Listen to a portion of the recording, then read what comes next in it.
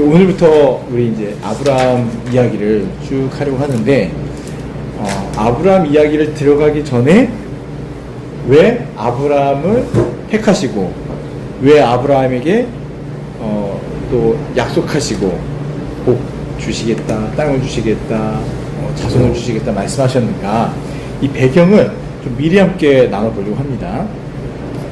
여러분, 이제 창세기 1장부터 이 11장까지 중간에 어떤 내용들이 있는지 기억나세요? 혹시 아시는 분? 우리 주일 말씀에 하나님께서 제일 쉬운 먼저 창조하시고, 그죠? 하나님께서 천지를 창조하신 내용이 1장, 2장이 나오고 3장에는 뭐가 나와요? 그렇죠, 그렇죠. 선악을 알게 하는 나무 열매를 따먹으면서 에덴 동산에서 쫓겨나는 장면이 나오죠. 그럼 이제 4장부터는 어떤 게 나와요? 바로 살인사건이 이제 범죄 현장이 시작됩니다. 아담의 아들 가인과 아벨의 살인사건 현장이 이제 드러나게 되죠. 이거 뭘 보여주냐면, 에덴 동산에서 쫓겨나면서부터 이제는 쉽게 얘기하면 지옥의 삶인 거예요. 죄악의 삶이 쭉 펼쳐집니다. 이 죄악이 얼마나 만연하고 컸는지 하나님께서 이제 어떻게 하시죠? 내가 후회된다 하고 말씀하실 정도로 노아의 홍수 사건이 일어납니다. 그런데 모두를 쓸어버리려고 하셨지만 한 가족은 살려두죠. 그게 바로 이제 노아. 노아와 그의 가족과 며느리는 살려두고 동물에 한 쌍씩 또 들어오게 해서 살려주는. 그리고 나서 어떤 일이 벌어졌죠? 다시 번창이에요. 쭉 이제 많은 이제 자손들이 쭉 번창을 합니다. 근데 또 어떤 일이 벌어질까요? 예, 또 죄를 짓기 시작하는 거예요. 예. 근데 이때는 어떤 죄였냐면, 기억나세요? 사람들이 뭘 쌓죠? 예, 바벨 탑. 근데 그게 바벨 성이에요. 바벨 성. 바벨 성을 쌓고 온 지면에 사람의 이름을 내자 하면서 성을 쌓는데, 하나님께서도 그것을 보고 니들 건축 잘한다 이렇게 말씀하신 게 아니고, 내가 니들 버리장머리를 싹 고쳐줘야겠다 하면서 치시죠. 근데 치시면서 나타난 게 뭐예요? 언어를 흩어버리셨어요.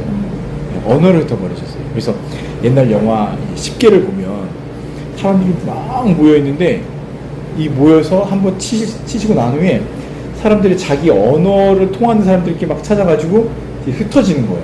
네. 언어를 흩었어요.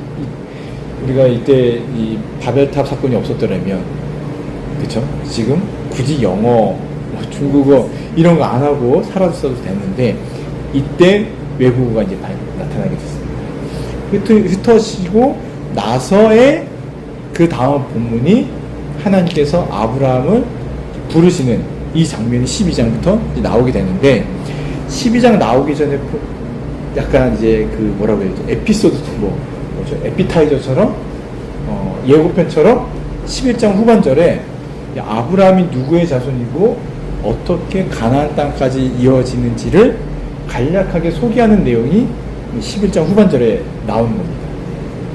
지금 굉장히 제가 짧게 얘기했거든요. 다 중요한 얘기들이 있습니다.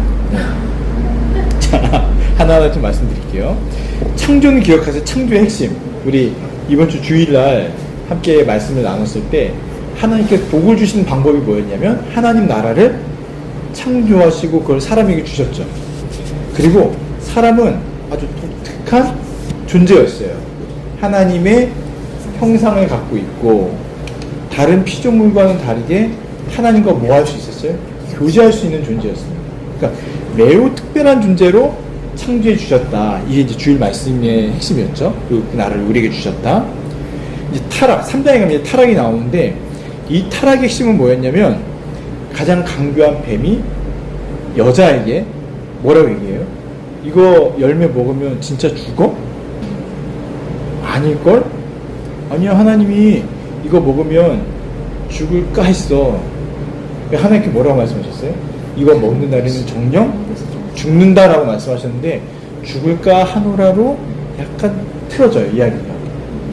아니야, 그거 먹으면 너희가 눈이 밝아져서 하나님처럼 될까봐 하나님 먹지 말라고 하는 거예요. 먹어도 괜찮아, 안 죽어. 뱀이 이 얘기를 하자마자 여자가 그걸 먹습니다. 근데 표현이 어떻게 나오냐면 먹음직스럽기도 하고 탐스럽기도 하고.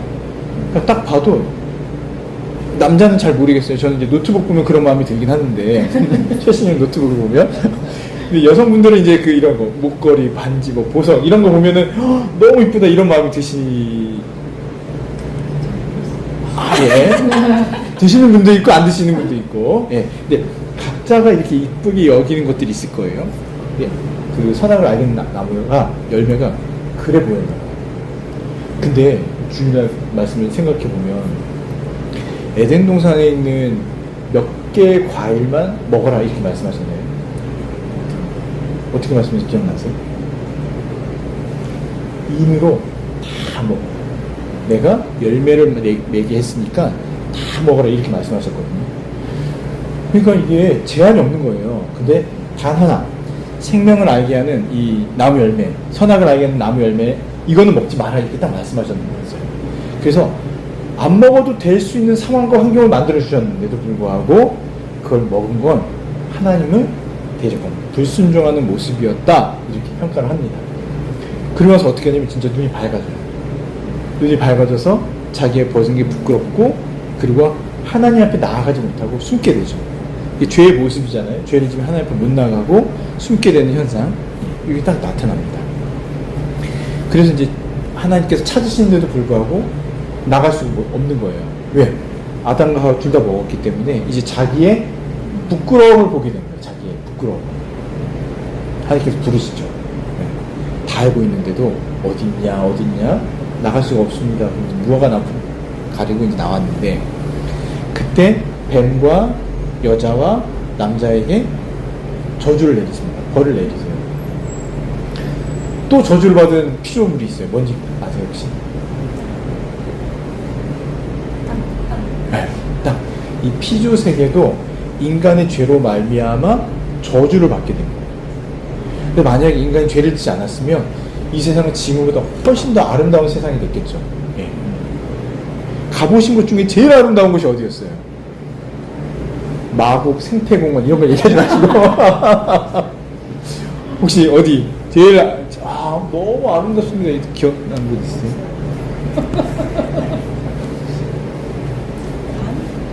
괌.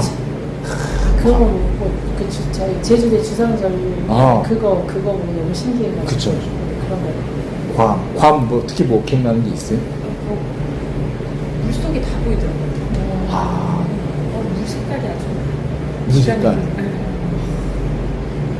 물에 안 들어가고 겉에서만 봤어요. 괌 좋습니다. 저는 지진이 났다는 게 필리핀 그 보홀 그 스노클링 그 바닷속 저거 로키 산맥 우와 그 유명한 로키 산맥 거기서 루이스 호수가 있잖아요. 거기 그쵸 있죠. 여러분 모르세요? 루이스 호수가 있다는 거 모르세요? 기상맥이 네. 맞아요.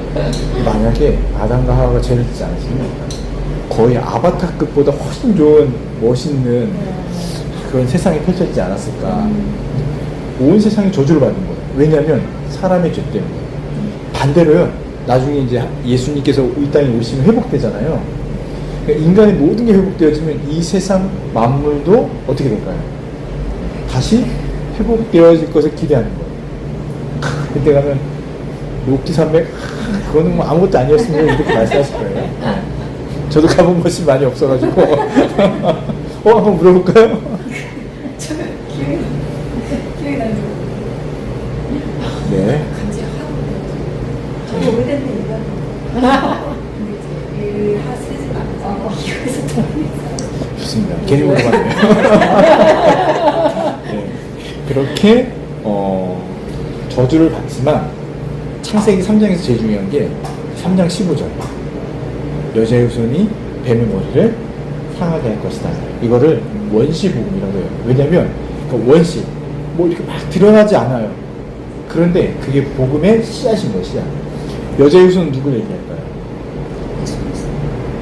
예수 그리스도. 그렇죠? 여자의 예수 그리스도가 뱀의 머리를 상하게 한다는 건 완전히 죽여버린다. 이런 뜻이에요. 그래서 언제가 될지 모르겠지만 후에 메시아를 통해서 사단의 나라가 완전히 무너지고 하나님 나라가 다시 도래하게 될 거라는 것을 구약시대 사람들은 기대를 하고요. 신약시대 사람들은 예수님을 통해서 성취되었구나라는 걸 믿는 거예요. 예. 그래서 구약시대 사람들은 메시아가 올 때까지 계속 기다리는 거예요. 메시아가 오지 않고는 이게 해결이 안 되니까. 신약에 있는 사람들은요. 예수님이 이미 왔으니까 해결되어졌을 텐데 또 왜 이러지 하면서 종말을 기대하고 재림을 기대하고 뭐 이런 이제 흐름이 있는 거죠. 예. 어쨌든 원시복음으로 주셨다. 그래서 그 하나님께서 에덴 동산에서 쫓겨나는 아담과 하와에게 선물을 주신 내용까지 있어요. 예. 가지고 기억나세요? 무화과 나무 잎으로 자기를 가렸는데 하나님께서 가죽옷을 선물로 주셨어요. 그렇죠? 이 가죽옷은 어떻게 생겼을까요? 그 당시에 백화점이 있는 것도 아닐 테고, 그렇죠? 옷가게가 있는 것도 아닐 테고, 어떤 거냐면 짐승을 잡아서 죽여야 되잖아요. 그래 가죽을 벗기잖아요. 네. 그래서 피를 인간을 대신해서 짐승이 죽어지고 그 결과물이 가죽옷으로 인간의 수침을 가려줬다. 그래서 이 역시도 신약의 예수께서 하신 사역과 그것을 드러내는 표현이고 구절이다. 이렇게 얘기를 해요. 그래서 성경이 다 예수님을 얘기하고 있다. 이것을 우리가 믿는 거예요. 이걸 안 믿는 종교가 있습니다. 어딜까요? 유대교. 유대교는 예수님을 메시아로 안 받아들이잖아요. 그래서 유대교는 안 믿어요. 그렇지만 우리 개신교는 믿어요. 그래서 감리교, 뭐 성결교 이런 상관없이 다 예수님을 설명하고 있다라고 이렇게 믿는 거죠. 근데 이제 4장부터가 이제 난리가 나는 거예요. 에덴 동산에서 나오자마자 일어났던 기사를 쓴 게 뭐냐면 살인사건. 가인이 아벨을 죽인 거. 아니, 그 불순종의 첫 열매가 살인으로 가는 게 너무 끔찍하지 않아요? 근데 그냥 이 세상이 그런 세상이라는 걸 성경이 이제 기록하는 거예요. 그러니까 하나님의 나라에서 벗어나서의 삶은 살인사건이, 지금도 얼마나 많은 살인사건이 일어납니까? 그냥 이런 세상이다. 죄악된 세상이다. 하나님 나라에서 벗어난 삶은 그냥 죄악된 세상의 덩어리다. 이 얘기를 해요. 창세기 6장 5절에 혹시 찾아볼 수 있을까요? 아니면 제가 또 친절하게 카톡에 올려드리겠습니다. 한번 같이 읽어볼까요? 6장 5절 시작. 여호와께서 사람의 죄악이 세상에 가득함과 그의 마음으로 생각하는 모든 계획이 항상 가득함을 보시고. 예. 하나님께서 이 세상을 보셨는데 어때요 지금? 사람의 죄악이 세상에 가득 찼대요. 온체움. 체험, 그쵸? 예. 사람의 죄악이 하나님께서 이렇게까지 표현하실 정도면 얼마나 가득 찼을까요? 그런데 더 자세히 표현하는데 어떻게 표현하시냐면 마음으로 생각하는 모든 계획이 어때요? 항상 악할 뿐임을 보시고 뭔가 계획하고 살아가는데 그게 다 하나님 편에서는 악한 거예요. 사람 죽이는 것도 그냥 자기의 이득을 위해서는 얼마든지 그냥 행했던 것 같아요. 정말 우리가 상상할 수 없는 그러니까 과거에 비해서 지금이 더 악할까요? 그렇지 않다는 거예요. 과거에도 악했고요. 지금도 악한 거예요. 잔인함이 더 다를 뿐, 살인하는 방식이 더 진보되었을 뿐, 그 죄악의 덩어리는, 죄악의 본질은 똑같다는 거예요.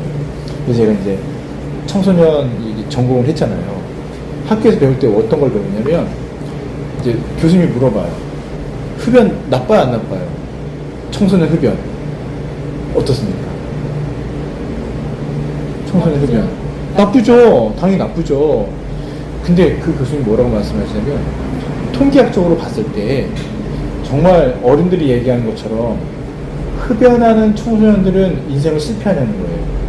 그러니까 나쁜 길로 가고, 다 탈선하고 그러냐. 결과는 어떨까요? 통계학적으로는 그걸 설명해주지 않는다는 거예요. 오히려 담배 피는 애들도 좋은 대학 가고 성공하고 잘 살고 잘 먹고 잘 산다. 근데 왜 나쁘다고 얘기를 하냐. 그냥 담배 피면 안 되니까 나쁘고 너희는 잘못됐어 라고 얘기하면 안 된다는 거예요. 건강으로 얘기하면 설득이 된다는 거죠. 성장기에 있기 때문에 발암 물질이라는 그런 게 더 안 좋은 영향을 미친다. 또 물어봐요. 그러면은 그 미성년자를 넘어가는 뭐 18세, 19세 사이에 어제까지는 안 되고 오늘은 되는 건 어떻게 설명할 거냐? 그 기준이 뭐냐? 그냥 법적으로 정해놓은 걸 텐데 그걸 어떻게 설명할 거냐? 어제는 안 되는데 이젠 넌 돼. 이게 말이 되냐? 라고 하면서 설명하더라고요. 그리고 또 한 가지 얘기하는 게 사람의 이 죄와, 그러니까 살인이나 이 죄악들의 모습과 범죄의 모습이 과거에는 없었냐? 근데 오늘날 시대가 발전하면서 더 범죄가 많아졌냐라고 할 때 그것도 아니라는 거예요. 옛날에도요, 범죄는 똑같이 많았대요. 근데 요즘 왜 더 많아진 것 같이 느껴지죠? 맞아요. 매체의 발달 때문에 이제는 저 먼 나라의 범죄 소식도 바로 들을 수 있어서 세상이 더 타락한 것 같지만 옛날부터 타락했던 세상이다. 그러니까 죄악이 많았던 세상이다라고 얘기하더라고요.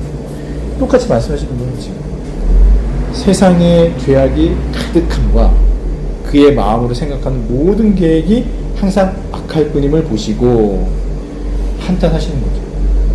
그러면서 진행하신 게 뭐냐면 노아의 방주 프로젝트를 진행하십니다. 창세기 이제 6장부터 나와요. 17절 보니까 내가 홍수를 땅에 일으켜 무릇 생명의 기운이 있는 모든 육체를 천하에서 멸절하더니. 멸절이 뭔지 아세요? 기억나세요? 헤렘 전쟁, 네, 진멸 전쟁. 이건 뭐냐면 남녀노소 이런 거 상관없이 모두 다 아예 없애버리겠다. 없애버리겠다. 멸절하겠다는 거예요. 왜요? 죄악이 너무 충만하기 때문에 생각하는 것조차도, 계획하는 것조차도 다 악하기 때문에 그렇게 하시겠다는 거예요. 그 대신 너와는 내가 언약을 세우리니, 이게 노아의 언약이라고 하거든요.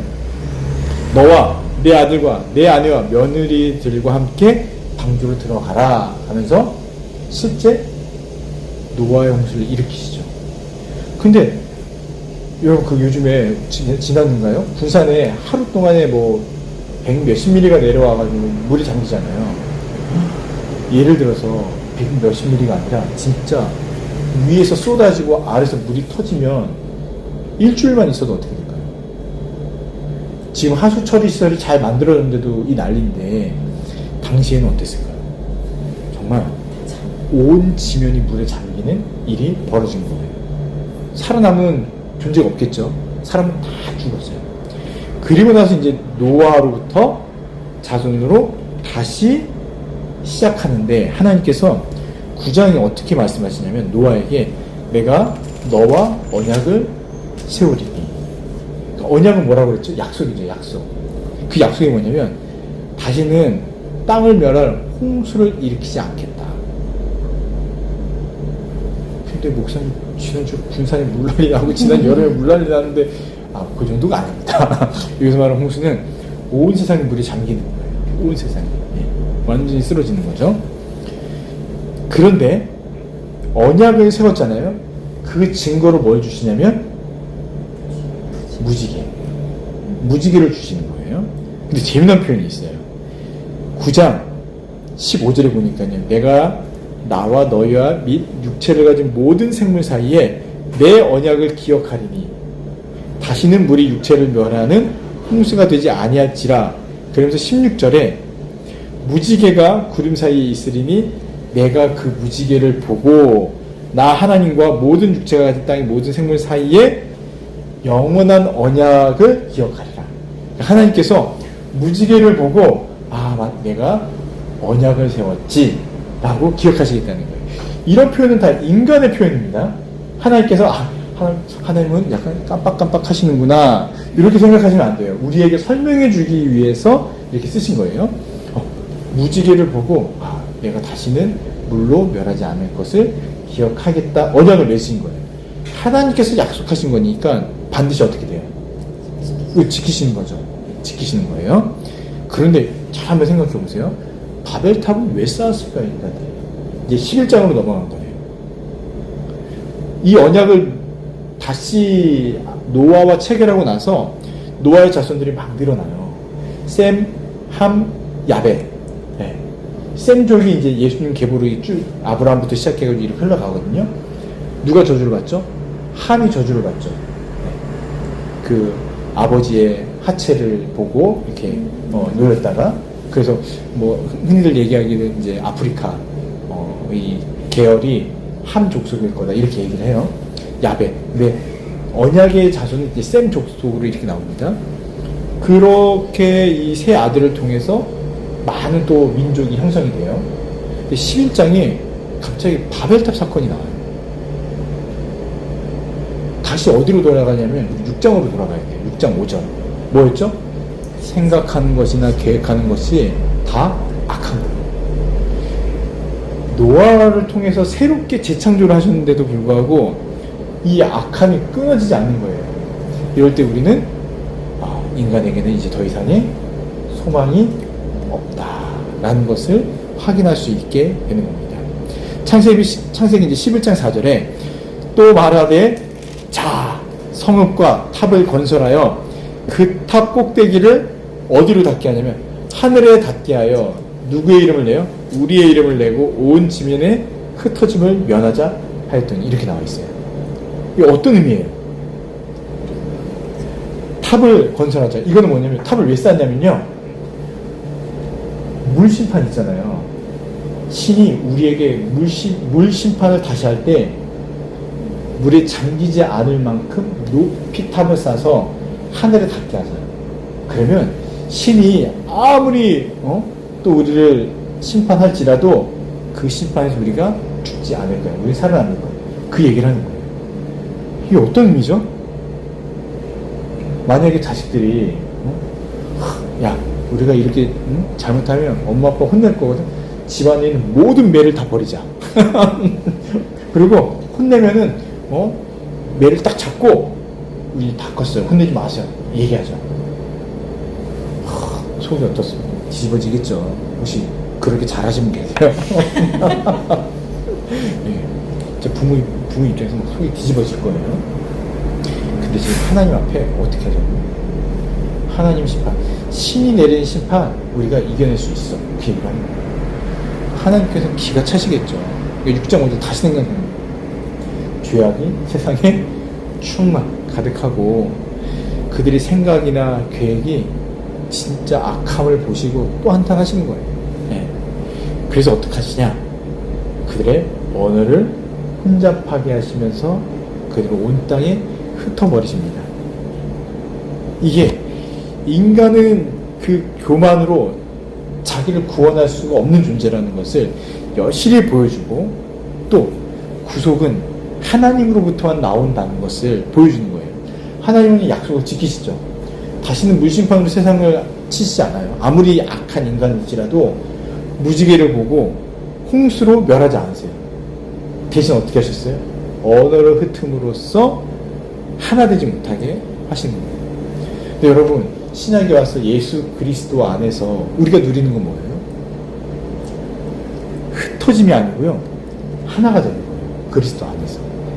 이게 죄악의 결과와 복음의 결과의 차이점이겠죠. 그래서 언어가 다르고 민족이 달라도 그리스도의 십자가 복음 안에서는 다 한 몸이요 한 가족이라고 얘기할 수 있어요. 우리 이제 그 김포에 계시는 외국에 사시는 분 뭐 영어 좀 쓰신다고 해서 우리가 다른 사람 아니죠. 예. 어쩌면 우리가 좀 교회를 지내다 보면 정말 그 필리핀 분, 뭐 동남아시아 분이 올 수도 있어요. 어쩌면 흑인분이 오셔가지고 목사님 이럴 수도 있어요. 그래도 다 그리스도 안에서 한 몸 한 가족이다. 이거 왜 그러냐면 그리스도의 십자가 복음으로 말미암은 열매이기 때문입니다. 그렇게 흩으세요. 그리고 나서 이제 11장 10절에서 26절 사이에 뭐가 나오냐면 족보 이야기가 나옵니다. 누구의 족보가 나오냐면 셈족의 족보 이야기가 나와요. 아까 말씀드렸죠. 노아에게는 셈, 함, 야벳이 있었는데 왜 셈 족보를 이야기할까요? 아브라함이 나오니까. 네. 셈 계열에서 아브라함이 나와요. 또 아브라함을 지나서 누가 나와요? 다윗이 나오고요. 다윗을 지나서 누가 나오죠? 예수님이 나오는 거예요. 그래서 믿음의 계보로 쭉 이렇게 이어서 올라갑니다. 온 세상을 흩었지만 하나님께서 왜 아브라함이라는 사람을 택했을까요? 이전에는 이 구속사의 대상이 모든 민족이었다면 이제는 한 사람으로 바뀐 거예요. 그러니까 너희들은 안 돼. 너희들이 아무리 해도 너희들 인간은 죄악 덩어리, 이 죄에서 벗어날 수가 없는 존재야.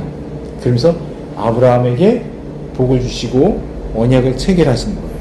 근데 아브라함조차도 어때요? 오늘 이제 이 얘기를 할 거예요. 아브라함조차도요, 대단한 사람이 아니에요. 대단한 사람으로 알고 계시죠? 그렇다고 해주세요. 근데 아브라함이요, 우리 한 사건만 기억해 보세요. 애구방 앞에 나갔을 때 애구방이 그 안에 사례가 얼마나 이뻤는지 모르겠지만 사례를 마음에 들어.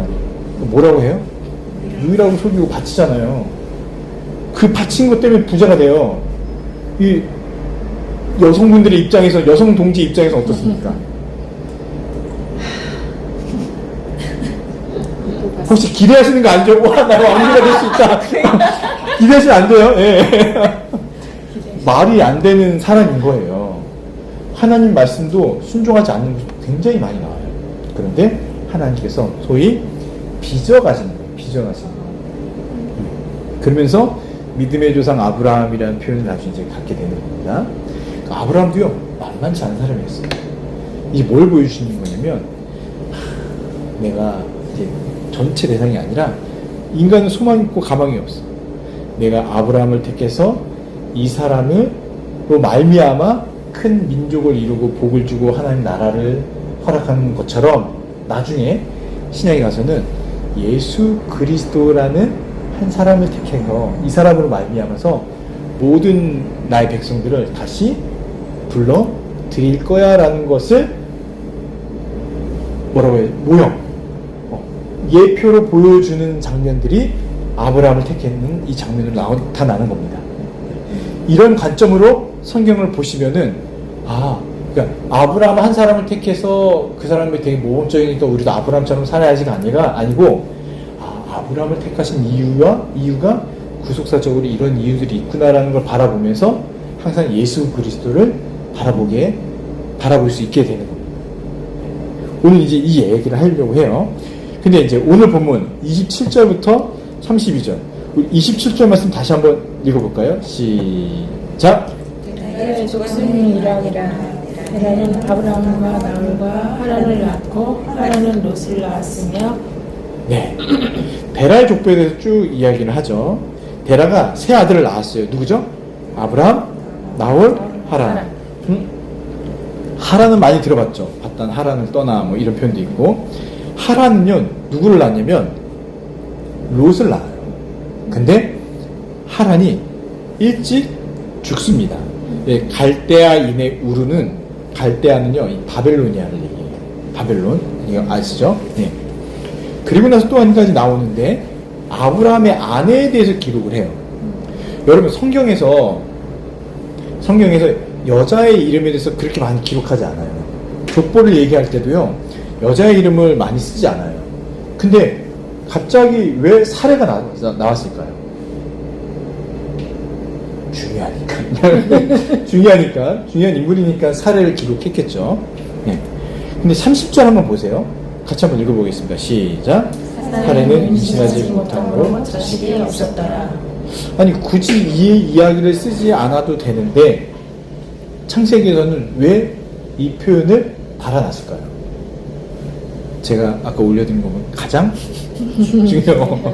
중요한 표현이에요. 오늘 본문에서 사례가 임신하지 못함으로 자식이 없었더라. 이거를 소위 이제 불임이라고 얘기하는데, 성경에서 불임 모티브라고 해가지고요, 자식을 못 낳는 이야기들이 몇 가지가 나옵니다. 이 당시에 우리나라도 뭐 조선시대까지만 하더라도, 불과 몇십 년 전까지만 하더라도, 아니 뭐 조선시대도 아니죠, 뭐 대한민국 건국 이후에도 옛날에 아들을 못 낳으면 어떤 취급을 받았어요? 어떤 취급을 받았죠? 죄송합니다. 우리 슬 기자님 보니까 우리 이쁜 딸들만 있는데 옛날에는 진짜 대를 잇지 못한다고 해서 사람 취급 못 받았잖아요. 그래서 뭐가 생겼어요? 아들을 대신 낳을 수 있는 네, 씨바지가 있을 정도로, 그런 대상이 있을 정도로 아들을 낳는 게 굉장히 귀했어요. 근데 이게 그냥 전 세계의 흐름이었던 것 같아요, 과거에. 근데 이때는 언제? 훨씬 더 옛날인데도 불구하고 이게 굉장히 중요했어요. 고대로 가면 갈수록, 고대 시대로 가면 갈수록 아들을 낳는 중요한 이유가 뭐였을까요? 아니, 딸도 귀한데 왜 아들을 이렇게 귀하게 여겼을까요?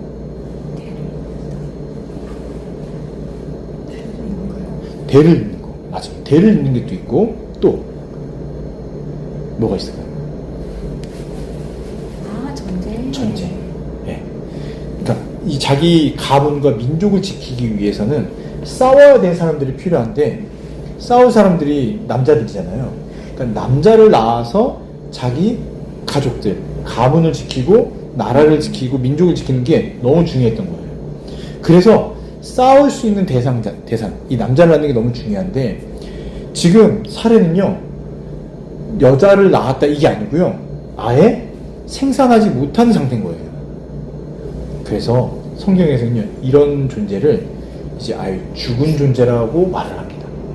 네, 생산하지 못하는 불임의 여성을 그냥 죽은 존재, 생명력이 없는 존재로 이렇게 평가를 해요. 그래서 지금 성경에서 30절에 사례가 임신하지 못함으로 자식이 없었더라, 이거는 결혼했지만 끝난 존재야. 끝난 존재. 생산할 수가 없어. 지금 이걸 기록하고 있는 거예요. 굳이 안 넣어도 되거든요. 근데 이 표현을 넣은 이유는 이것이 매우 큰 의미가 있고 중요하다라는 것을 이야기를 합니다. 족보가 흘러가야 되잖아요. 근데 누가 누굴 낳고 누가 누굴 낳고 누가 누구 낳고, 아브라함은 못 낳고, 그냥 끝나는 거예요, 거기서. 아브라함은. 근데 사례가 뭐라고 하죠? 임신하지 못함으로 자식이 없었더라. 못하는 거예요. 불임이다, 사례가. 그 다음 족보를 쓸 수가 없잖아요. 근데 성경이 이걸 먼저 딱 기록해 놓은 거예요. 그리고 나서 12장부터 아브라함 이야기를 쭉 풀어가는데, 그 끝에 뭐가 나와요? 이삭을 낳은 게 나와요. 네, 이삭을. 그리고 한번 생각해 보세요. 12장에 바로 나오는데, 아브라함이 애굽으로 가잖아요. 그 기근 때문에. 근데 자기 아내를 애굽 왕에게 바치는, 빼앗기는 그 이야기가 나와요. 근데 하나님께서 왜 막으셨을까요? 배를 잇는 게 제일 중요한 거예요. 근데 지금 우리는 알아요. 사례가 어떤 상태예요? 아이를 낳을 수가 없는 상태예요. 근데 하나님은 아세요. 지금은 못 낳지만 내가 너 낳게 해줄 거야. 내가 아브라함과 사례를 통해서 반드시 아브라함의 자손을 이어갈 거야 라는 것을 하나님은 아시고 그걸 막으시는 거예요. 근데 아브라함은 끊임없이 어떤 짓을 해요? 죄송합니다. 어떤 짓을 해요? 하나님, 아이 못 낳는 거 다 아시는데 제 하인을 통해서, 첩을 통해서 나면 안 되겠습니까? 그러면서 계속 다른 방법을 찾아요. 하나님께서는 끊임없이 아니야. 너를 통해서, 특히 사라를 통해서 자식을 낳을 거야 라는 걸 말씀하시는 거예요. 근데 지금 30절에 뭘 얘기하고 있어요? 낳을 수 없는 상태다, 이 얘기를 하고 있습니다. 그래서 이 구속사의 핵심은 뭐냐면, 생명은 누구로부터 얻는가? 하나님의 이 구원 역사는 누구로부터 생명을 얻는가가 굉장히 중요한 거예요. 누구로부터 생명을 얻었습니까? 저는 김영대 씨와 박수영이 형을 통해서 생명을 얻었지만, 우리는 믿음으로 뭘 고백하냐면 오직 예수 그리스도로부터 생명을 얻었습니다, 이 고백을 하는 겁니다. 이제 거기까지 가게 되는 거예요. 31절 32절 보니까 데라가요, 어디로 가려고 그래요? 갈대아인의 우르를 떠나서 가나안 땅으로 가고자 했어요. 그래서 떠납니다. 근데 중간에 어디에 머물러요? 하란에 이르러 거기에 거류하다가 데라가 어떻게 되냐면 205세가 되어서 하란에서 죽습니다. 신기하지 않아요? 하나님께서도 가라고 한 땅이 가나안 땅인데 데라를 통해서요 먼저 갈대와 우르를 떠나게 하신 거예요. 그리고 나서 가는 중간에 데라가 죽고 이제 남은 여정은 누구에게 남았어요? 아브라함에게 남았는데 아브라함도요 떠날 마음이 없었던 것 같아요. 왜요? 어딘가를 떠나는 게 쉽지 않잖아요. 네. 쉽지 않은 거거든요. 어쩌면 머무르고 싶었을 수도 있어요. 하란에. 근데 이제 12장 가면 하나님께서 나타나서 떠나라 이렇게 말씀하시면서 가나안으로 가는 게 12장부터 쭉 나오게 됩니다. 구속사적 맥락에서 한 번 더 짚어드릴게요. 창세기 3장 15절 여자의 후손에 대한 약속이 있은 이후에 인간의 죄와 심판이 반복됩니다. 노아의 홍수 사건, 바벨탑 사건. 뭘 보여주는 거라고 그랬죠? 인간의 죄, 또 인간의 이 죄악이 해결되지 않는 모습을 반복해서 나타내 주고 있습니다. 바벨탑 사건은 뭘 보여줬죠? 인간이 하나님 없이 자신의 이름을 내고 또 그것을 통해서 하나님께서 흩으신 장면을 보여주고 있습니다. 하나님께 대항하는 모습, 또 하나님의 심판에 대해서도 이겨보려고 하는 이 인간의 끊임없는 교만함. 이런 교만함이요 지금 우리는 없을까요? 아니요, 지금도 그대로 있어요. 세상 사람들까지도 안 가도 돼요. 우리만 보더라도 우리가 왜 하나님만을 의지해야 되는 건 아는데도 불구하고 그렇지 못하고 자꾸 다른 것을 의지하고 다른 것을 간과하게 될까요? 그러니까 여전히 하나님을 의지해야 된다는 걸 알고 기도도 하고 따라가려고 하지만 이 죄악의 본성은 어쩔 수가 없는 거예요. 자꾸 하나님을 떠나고 심하게 얘기하면 내가 이름을 내고자 하고 하나님의 주시는 그 심판도 어느 면에서 사실 두려워하지 않을 수도 있어요. 우리가 직접 당하지도 않았으니까. 예. 근데 힘들면 어떻게 해요? 천부여 손 들고 나아갑니다. 이렇게 기도하지만 또 나아지면 괜찮아지면 또 떠나려는 게 그냥 인간의 이 죄악된 본성의 모습이다. 바벨이라는 뜻이요 신의 문이에요. 신의 문. 그래서 바빌론이 신의 나라, 신의 문을 만드는 거예요. 그러니까 인간은 신의 나라를 만들고 싶어 하는데 하나님께서는 그들을 어떻게 해요? 어떻게 하시냐면 흩어버리고 혼잡하게 만드셨다라는 게 구속사로 나타나는 겁니다. 그런데 우리는 신의 나라, 하나님 나라를 만들 수가 없어요. 인간은 아무리 유토피아를 꿈꾸지만 그 나라를 만들어갈 수가 없는 겁니다. 이 세상에 아무리 좋은 정치제도, 아무리 좋은 사회복지제도가 있다 할지라도 하나님의 나라를 만들어갈 수가 없어요. 신의 나라는. 네. 한계가 분명히 있다. 이에 하나님께서는 인간은 안 된다. 그런데 다시 아브라함을 택해서 한 사람과 언약을 체결함으로 구속사의 새 출발을 이어 가시게 되는 겁니다. 즉 아브라함을 부르시죠. 그러면서 하나님 나라를 회복시켜 주시고 그리스도가 오심에 대한 이 언약의 중요한 점을 이 역사 가운데 전환점으로 삼으시는 장면이 아브라함 언약이에요. 물론 아브라함 언약은 15장에 나옵니다. 그렇지만 부르시는 장면이 나오는 거예요. 아까 이제 가장 중요한 사라의 불임. 성경에 불임의 여성들이 몇 명 나와요. 혹시 기억나시는 분? 한나만 더 얘기해 주세요. 한나도 있고 멀리 안 가도 돼요. 그러니까 삼촌 말이 삼촌 아브라함의 이 리브가 이삭이요 리브가가 자식을 못 낳아요. 그래서 이삭이 기도해요. 하나님께서 그 기도를 들으시고 태문을 열어주셔서 나온 두 쌍둥이가 에서와 야곱입니다. 예.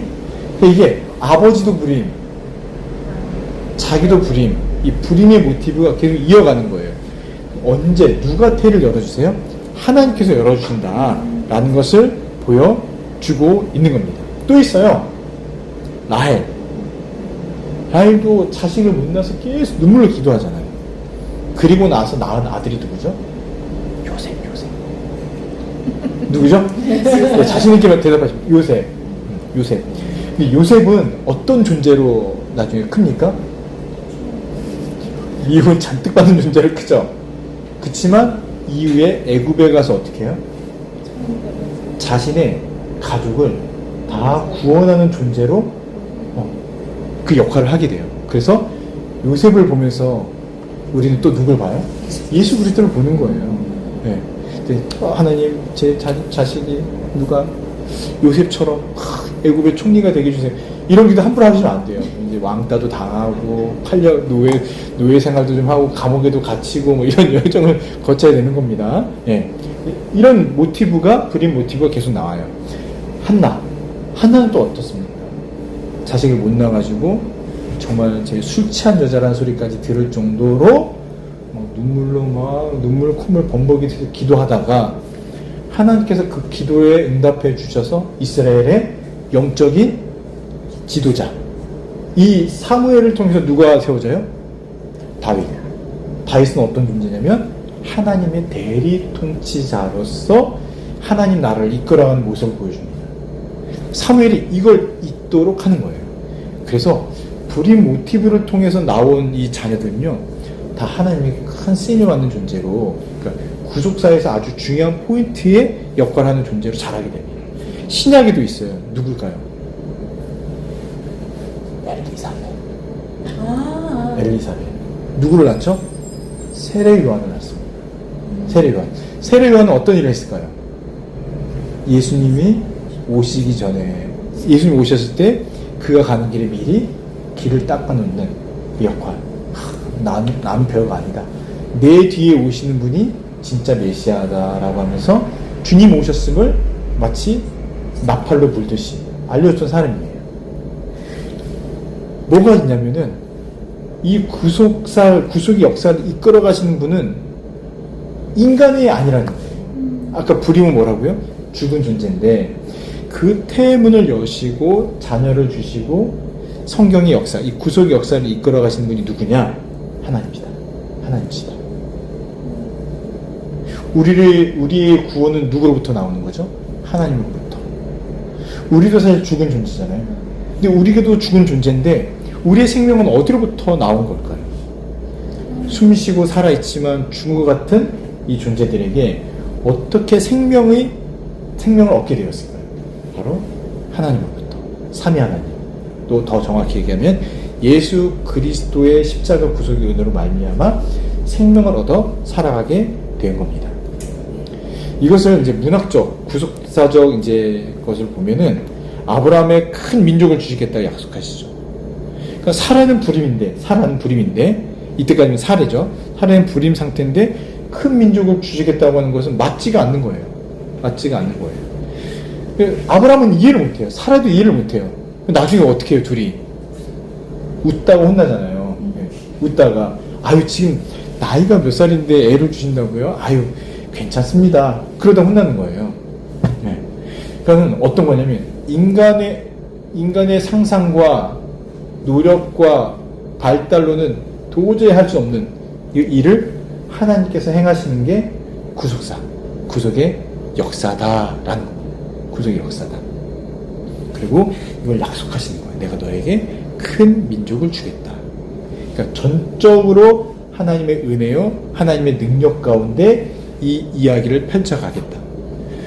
왜요? 인간에게 좀 맡기시면 안 될까요? 그래도 인간 능력 있잖아요. 탑도 쌓고. 인간이 갖고 있는 능력은 죄에 다 오염되어 있기 때문에 그 끝은 다 누구를 대항해요? 하나님을 대항하는 거예요. 보세요. 우리가 인간이 잘 풀릴 때가 있었죠? 없어요. 한 번도 안 풀린 적이 없어요? 뭔가 잘 되는 일이 있었을 거예요? 근데 잘 되면 뭐예요? 다 교만이잖아요. 그러니까 인간은 잘 되면 잘 될수록 하나님을 대적하는 걸로 바뀌는 거예요. 교만함. 이거를 벗어날 수가 없어요. 그러니 인간으로서는 해결되지 않는 이것을 내가 직접 해결하겠어. 내 권능과 내 능력과 내 의지를 가지고 해결해 가겠어라고 하신 게 바로 이 불임 모티브에서 나오는 생명을 주시는 거고, 이걸 약속하신 게 언약입니다. 그래서 이 한 세 가지 의미가 있어요. 하나님의 주권을 강조하시는 거예요. 내가 반드시 이것을 해 나갈 거야. 하나님의 능력으로 이것을 해 나갈 거야. 또 언약의 표징. 인간의 이 죄악의 만연함을 보시고 안 되겠다. 내가 약속할게. 아브라함 너에게 자손을 줄 거야. 자신 없는데요? 자손을 줄 거라니까 반드시 줄 거야. 하인을 통해서요? 뭐 다른 방법을 아니야. 너에게 반드시 자식을 줄 거야. 너와 사라를 통해서 자식을 줄 거야. 아유 뭐 그거 가능하겠어요? 괜찮습니다. 아니야 반드시 줄 거야 하면서 이삭을 갖게 해주신 거예요. 이삭의 뜻이 뭐죠? 웃음이요 웃음. 두 가지 의미가 있는 거죠. 하나님께서 말씀하신 거 웃었다고 혼난 것도 있고 그 자체가 죽은 몸의 상태에서 생명이 났으니까 이게 뭐냐면 시체에서 생명이 피어난 거예요. 이게 지금 어디서 이 얘기를 하냐면 기억나세요? 그 세언약에서 어떤 환상을 보죠? 예레미야가 마른 뼈들이 살아나는 장면을 환상을 보잖아요. 똑같은 거예요. 이게 지금 네, 똑같은 거예요. 마른 뼈, 완전히 죽은 존재에서 생명이 나타나는 것처럼 그것을 하겠다. 그걸 약속하신 거예요. 약속.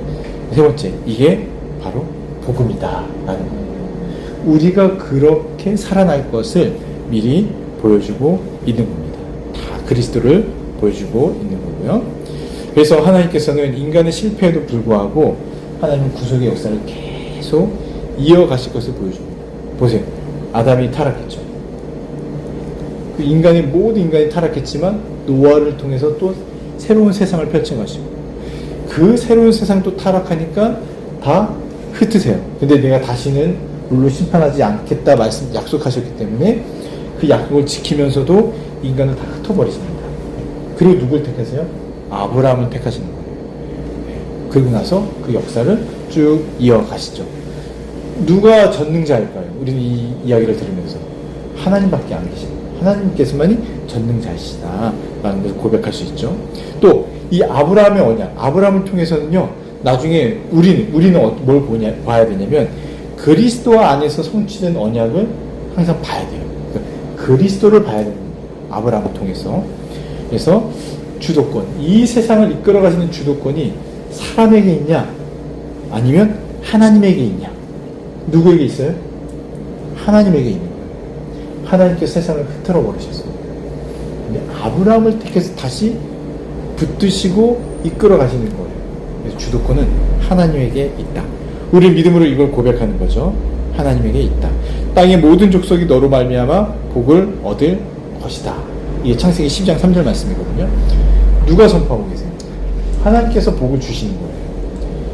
이게 이제 성경이 바뀌어서 옛날에는 너가 복의 근원이 될 것이다 이렇게 나와 있는데 그게 이 개역 개정에서는 복을 얻을 것이다. 뭐냐면 아브라함 네 자체가 복이야. 너가 복이야. 너가 복. 너로 말미암아 모든 민족이 복을 받게 될 것이야. 이 얘기를 하시는 거예요. 이게 누구를 통해서 누구를 보여주고 있을까요? 그리스도. 그리스도 자체가 복덩어리입니다. 복덩어리. 복 그 자체신 거예요. 그래서 우리가 그리스도를 믿는다 얘기할 때 그리스도와 붙어 있다라고 말하기도 하지만 더 정확한 표현은 그리스도 안에 있는 거예요. 안에. 그러면은 그리스도의 모든 복을 우리는 어떻게 해요? 누리는 존재가 되는 겁니다. 그래서 그런 뜻으로 나온 교회가 뭐냐면 온체험교회. 가득 채워져 있다라는 거죠. 그래서 이 구속사의 핵심은 하나님 나라, 하나님 백성, 하나님께서 주시는 복. 이것을 예수 그리스도 안에서 우리가 누리고 있다는 것을 설명해 주고 있습니다. 이게 구속사의 핵심. 우리가 계속 성경을 볼 때 이 얘기를 하는 거예요. 이번 주는 하나님 나라에 대해서 배웠잖아요. 근데 오늘 본문에서는 이제 하나님 백성이 어떻게 생겨나는지. 인간의 노력이요? 아니요. 아브라함이 아무리 노력해도 안 된다니까요. 그래서 완전히 포기했을 때에 그때가 몇 살이에요? 아브라함 나이로는 99세예요. 이제는 도저히 안 됩니다. 어떤 방법을 해도 할 수가 없습니다라고 포기한 그때 하나님께서 그래서 내가 여기 생명을 주는 거야 하고 이삭을 보내주시는 거예요. 이삭. 결국 예수 그리스도를 통해서 이것들이 다 다 펼쳐갈 것을 우리는 신약을 살고 있으니까 그것을 이제 보게 되는 겁니다. 자, 묵상과 적용 한번 살펴보면 인간은 끊임없이 자기 이름을 내려고 하죠. 여러분도 좀 어떠셨어요? 살아오시면서 좀 이름 내시고 싶었을 때가 많죠. 자기를 의지하고 자기 중심으로 살아가려는 거. 근데 반대로 언약과 복음은 우리의 이름을 지우려고 해요. 신앙생활 하면 할수록, 성경을 보면 볼수록 우리의 이름을 지우려고 합니다. 교만하지 마라. 누구의 이름만 드러나게요? 예수 그리스도의 이름만을 드러나게 합니다. 이걸 예수 그리스도의 중심성이라고 그래요. 예. 나는 바벨탑을 쌓은 것처럼 계속 나를 드러내려고 하는데 이상하게 믿음을 가지면 가질수록 내 이름은, 내 생각은, 내 계획은 다 악하니까 없어지게 만들고 하나님의 계획, 그걸 비전이라고 하잖아요. 하나님의 뜻, 계획, 그리스도께서 이루신 것들을 같이 소망하고 그것을 이루며 살아가게 하려는 것을 보게 됩니다. 그래서 우리가 이 모두가 많은 교회를 개척한 거 아니겠습니까? 이걸 이루기 위해서. 할렐루야. 지금 두 분이 아멘 안 했어요. 믿음이 없는 자야. 여기 두 분이 너무 직접적으로 드러냈네요. 할렐루야. 아멘. 네, 이 교회를 이루어 가시는 겁니다. 두 번째는요, 우리가 정말 하나님의 구속사의 비전을 믿고 동참하고 살아가고 있는가라는 걸 생각해 보는 거예요. 하나님께서 우리를 아브라함을 택하셨듯이 우리도 택해 주셨거든요. 불임의 여인처럼요, 우리도 생산할 수 없는, 생명력이 없는 존재예요. 그런데 어떻게 하셨다고요? 하나님의 주권적인 그 역사함으로 우리에게 생명을 주신 거예요. 그래서 죽은 존재였는데 그리스도로 말미암아 이제 새 생명을 얻은 존재로 이렇게 살아가게 되는 겁니다. 그러면 뭘 해야 돼요? 하나님을 신뢰하고 의지하고 하나님께서 우리에게 주신 생명의 의미를 소중하게 생각을 해야 되죠. 그래서 묵상하시면 좋겠어요. 내가 생명을 갖고 이 땅에서 새롭게 살아가고 있는 인생이라는 것을 묵상을 하시면 좋겠어요. 그리고 또 하나님의 이 주권적인 역사, 그러니까 죽은 자도 살려서 이 생명을 주신 것에 대해서 이게 어떤 의미가 있을까? 좀 더 쉽게 표현하면 하나님은 나를 왜 살려주셨을까? 네. 우리 입으로 꺼내지 말자고 한 그 표현, 저를 왜 이곳에 보내셨을까요? 아무것도 아닌 그러니까 의미가 있다니까요. 의미가 반드시 있을 거예요. 네, 있어요. 왜 나를 통해서 어떤 기대와 꿈을 갖고 계신 걸까? 지금 당장은 모를 수도 있습니다. 네. 근데 여러분 그냥 그 자체가 의미가 있는 거 아닐까요? 계속 기도해 보세요. 기도하면 할수록 내가 뭘 이렇게 큰 거는 못할 수 있지만 각자 은사가 다르고 역할이 다를 수 있지만 기여하고 있다라는 것을 믿으시길 바랍니다. 아멘. 제가 주일날 보니까요, 역할이 다 달라요. 반주하고 있죠. 음식 준비하시고 장소를 제공해 주시죠. 또 어느새 두 분이 막 과일 깎고 계시고 음식 준비하고 계시고 역할이 다 달라요. 한 명은 또 얼마나 주님과 깊은 교제를 하고 있는지, 그쵸? 그 아이의 역할도 있어요. 예. 예. 이 활력, 생명력, 우리가 살아있다는 생명력을 보여주고 기도하게 만들고, 예. 하여튼 다 역할이 있다. 하나님께서는 왜 개척하면 망한다는 이 시대에 우리를 개척하게 하셨을까? 잘 모르겠어요. 지금 잘 모르겠어요. 그렇지만 내가 아는 것과 모르는 것을 떠나서 하나님께서 우리에 대한 계획과 섭리가 있으시다면 그냥 하면 되지 않을까요? 아멘. 네, 그냥 하면 되는 거예요. 몰라도 돼요. 어쩜 평생 모를 수도 있어요.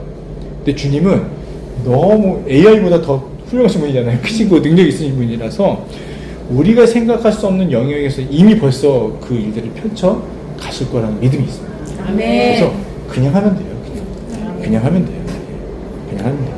이런 믿음으로 인생도 살아가시고 또 뭐 여러 상황과 또 각자의 처지가 다 다를 수 있지만 신뢰하세요. 하나님을 신뢰하세요. 구속의 역사를 펼쳐가시니까 하나님 신뢰하세요. 우리에게 약속하셨잖아요. 근데 아브라함처럼 똑같은 표현을 우리 할 수 있다니까요. 하나님, 사례가 애를 못 낳는데요?